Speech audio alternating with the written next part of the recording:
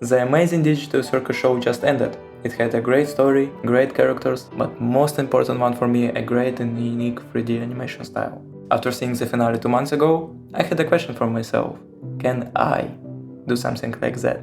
The person that had no artistic talent, the person who never pursued any form of art. I have always wanted to do something creative, but fear that it would take decades for me to actually understand it. But at that moment, I just wanted to get started. So I downloaded Blender. My first tutorial was about creating a donut. Blender felt very confusing, but after about 3 days I got this render. After that I did the practice by myself. I had a pretty good rule I still follow. Picture the end result and without shortcuts achieve it. What that means, I had an idea what I want to model. For example, my first one was to recreate 2 of these background shots. After that I just started. Of course, if I didn't know how to do something or had some issues, I just watched the video explaining what I actually need to do. After some time, I did my first project. After that, a second one. I learned so much doing it myself and running into the problems and fixing them. That's why I love that rule so much. It forces me to learn. I don't want to make the final render perfect, but I just want to get to the idea I had in mind. After all of that, I felt pretty confident and did my first The Amazing Digital Circus render. I downloaded the models made by talented Malik Radovan on Twitter. The render is a recreation of an amazing 2D art. It took a ton of time to learn about posing and bones and just to get those two in place. After that, I just went for it, created a Twitter account and started posting my practice renders online. It felt crazy to see my first post on Twitter get like 300 likes. The next one got 400 and all that happening while I'm just practicing. I did 2 more renders, the one with Kinger, and after that my most successful work of mine. People loved it. I actually did it as a joke. I want to make Kane just sitting alone at the field, but all those flowers remind me about that one episode of Walking Dead where the woman says, "Please look at the flowers." I was actually laughing when making this render, but it actually resonated with so many people. In the meantime, I did my first animation. It looks rough. As it should be, I didn't expect it to look good, but my god, animating mouths still, to this day, is so damn difficult for me. I made another render with Kane, experimenting with how I can change the world around the characters. After that, I've seen how much people love the render with Kane and Kinger, so I recreated it and decided to make a short animation out of it.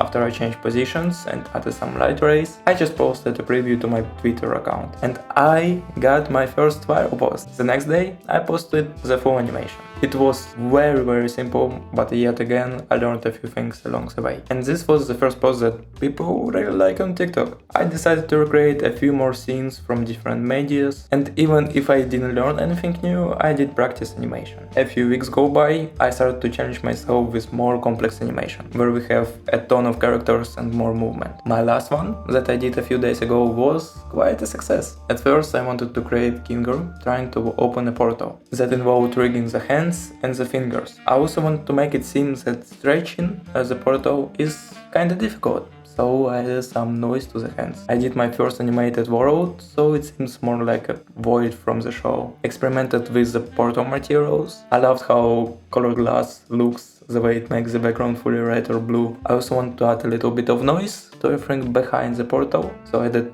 a pass index and said that every material with that index should not be denoised. So it's kinda neat. It was a struggle to animate the portal stretching, but in the end it looked okay. I knew I wanted for Portal to collapse and for Kinger to act surprised. After that I went full experimenting with new styles. I fully dimmed the world, leaving the Kinger at the spotlight terrified, turning around with the camera going slightly back to make Kinger smaller. After that I actually want to make an epic explosion Invincible style. I even started working on it, but it just didn't look right and was kinda not needed. Instead I played with a gradient, making everything red like the portal before and introducing Kane in his orb form. Because I I was tired of animating his mouth. I also added some noise and emission for him to be more like from the show. I moved the camera and cane to the side so I can actually display some dialogue between the two. I am not a voice actor, so I just animated some text, colored to match the characters, even added a very small noise effect for canes. And to add some emotion to the words, I added some pauses and make some words to be fast or slow, depending on the emotion. After a nice chat, Kinger gives a hand to Kane, and I wanted for it to seem more heartwarming. So I decreased the size of Kane and also reverted the black world to the blue one, like it was before. I was actually really happy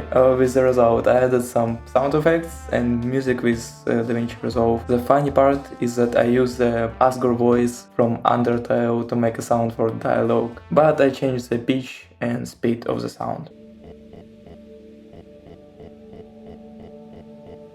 So this was 2 months of learning about 3D animation. For me, this is a huge progress, especially with having no art background to begin with. Of course, I am missing the fundamentals, which I am eager to learn along the way, but it shows that if you actually want to do art, you can.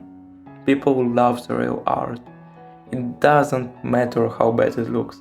The most important part is that you made it, a human with a soul. Thanks guys for watching. And if you want to see more progress, just subscribe. Yeah. Bye!